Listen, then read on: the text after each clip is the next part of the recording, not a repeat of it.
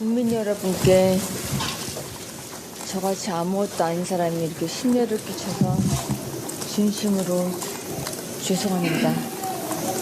수사 잘 받고 나오겠습니다. 국민에게 더 하실 말씀 없으십니까? 쉽고 추가 질문 나중에. 죄송합니다. 명품 먹거리와 명품 때문에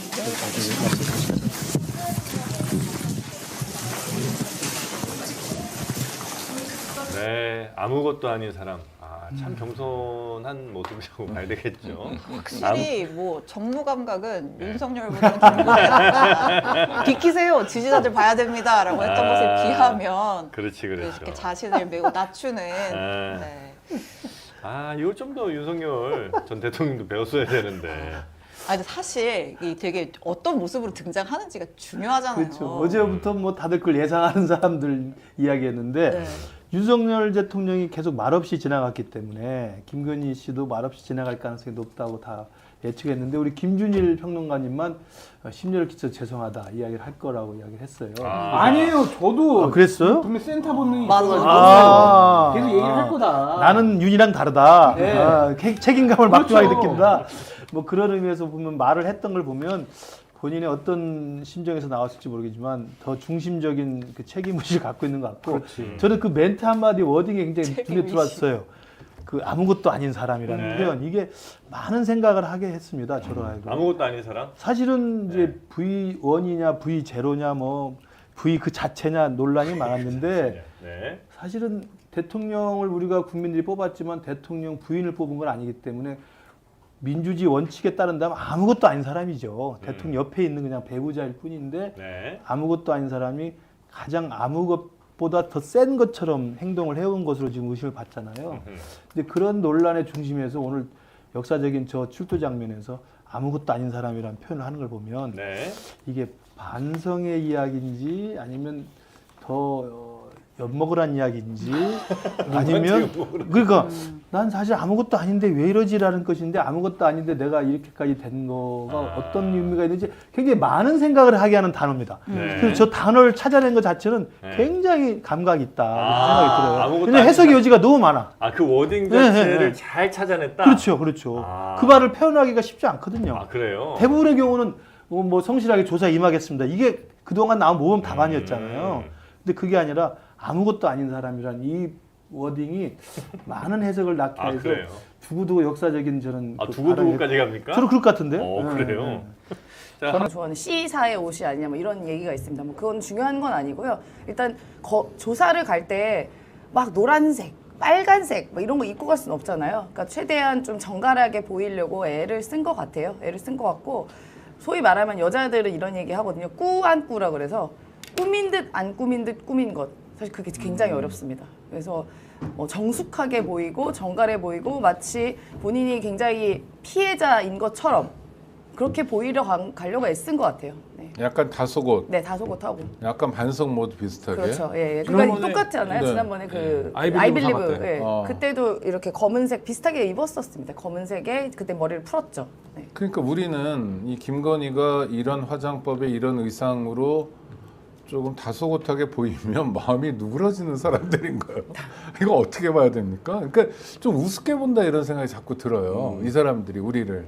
그러니까 미디어 커뮤니케이션 관련해서 조언을 분명히 받았겠죠. 의상이나 이런 부분들. 왜냐하면 오래전부터 이제 출석이 예고돼 있던 상황이기 때문에.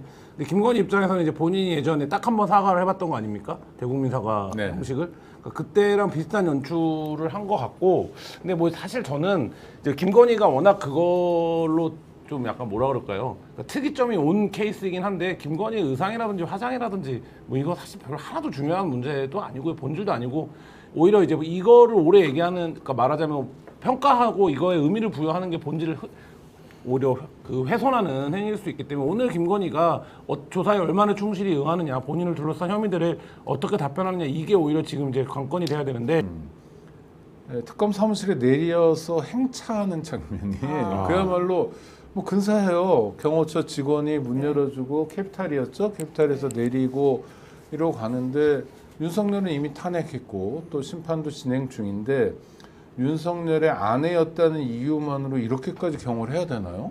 아니 본인 말대로 아무것도 아닌 사람인데 그렇게 경호원 주렁주렁 대동해서 뭐 열어주는 문 차문까지 열어줍니까? 아무것도 아닌 사람은 그러지 않아요.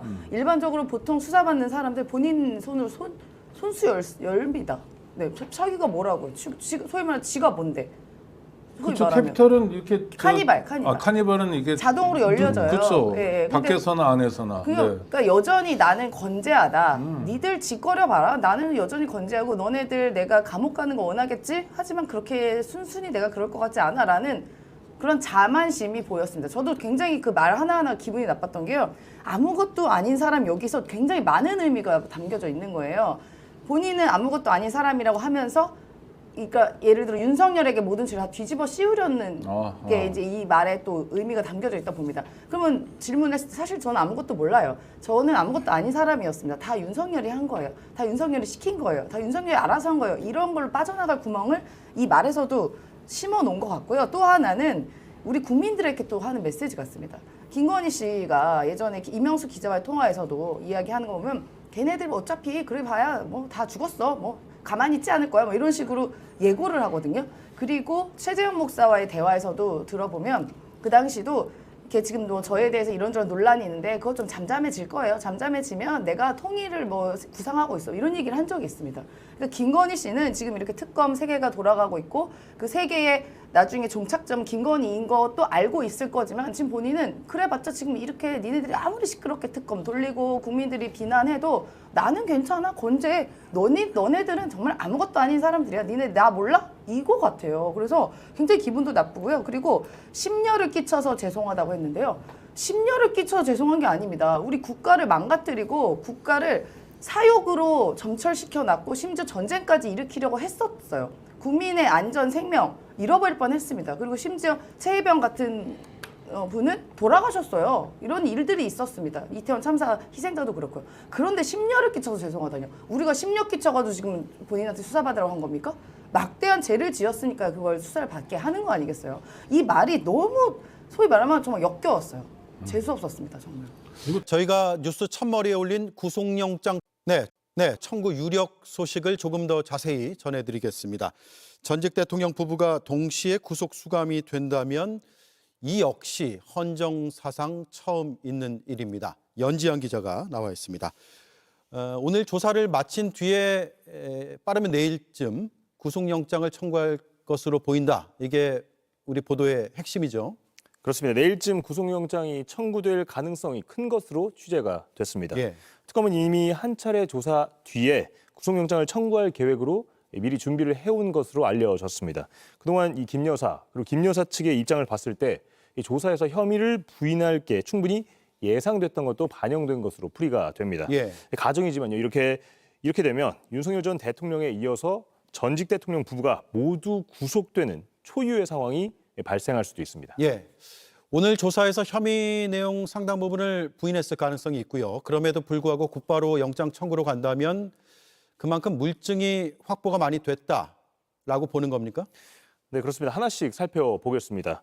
도이치모터스 주가 조작 사건의 경우에는요. 김 여사는 지난해 검찰 조사에서도 시세 조종을 인지하지 못했다, 시세 조종을 몰랐다 이렇게 주장을 했습니다. 예.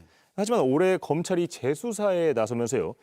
김 여사가 계좌를 맡기고 수익의 40%를 배분하기로 했다는 취지의 육성 내용을 확인을 했습니다. 이례적으로 많은 이 수익 배분 비율은 주가 조작을 인지한 핵심 증거가 될 수가 있습니다. 또 윤 전 대통령은 지난 대선 경선 과정에서요. 김 여사가 이 도이치모터스 주가 조작 사건 과정에서 손실을 봤다고 말했었습니다. 예. 이 양반이 골드만삭스 출신이라고 해서 한 4달 정도 맡겼는데 손실이 났고요. 하지만 한국거래소는 김 여사 모녀가 22억여 원에 달하는 이 시세 차익을 봤다고 분석을 내놓은 바가 있습니다. 예. 그리고 명태균 씨가 관련돼 있는 공천 개입 의혹 사건도 이건 아예 육성이 나왔잖아요. 그렇습니다. 명 씨의 부탁에 따라 이 김영선 전 의원의 공천에 개입한 혐의는 윤 전 대통령이 직접 나서서 부인한 바가 있습니다.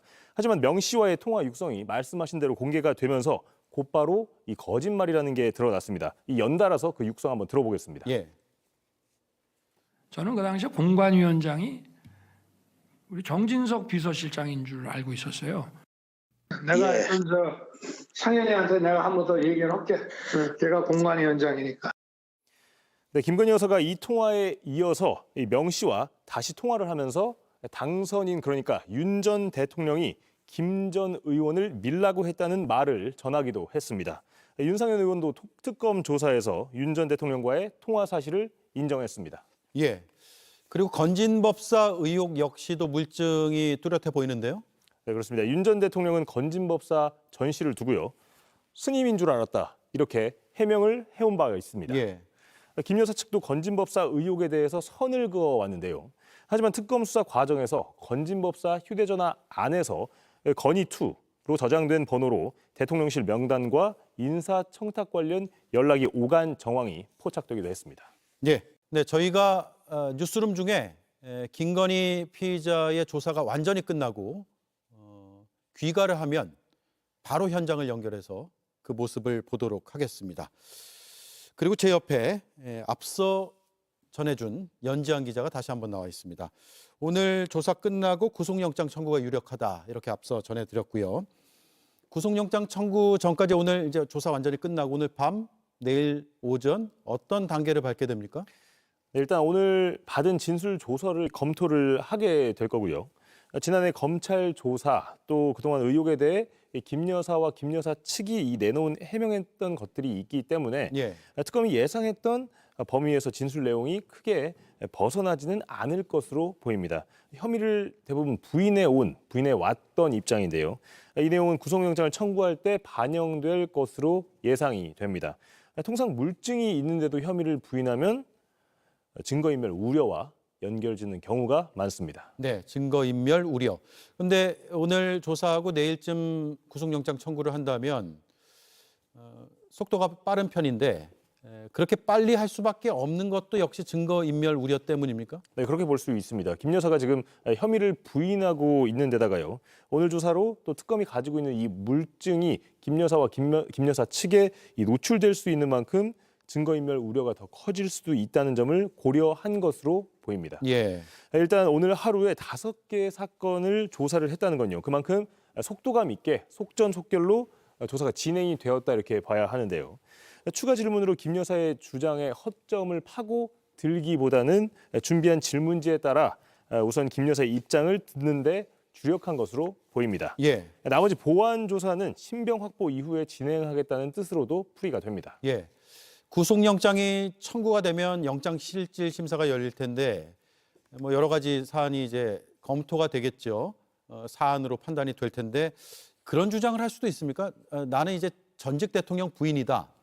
그리고 내 남편은 구속돼 있다. 내가 도망갈 염려는 없지 않느냐. 이럴 수도 있는 겁니까? 사실 앞서 보시면요. 윤 전 대통령은 전직 대통령 신분임에도 불구하고 구속이 됐습니다. 예. 법원은 그 사유로 증거인멸 염려가 있다 이렇게 얘기를 했고요.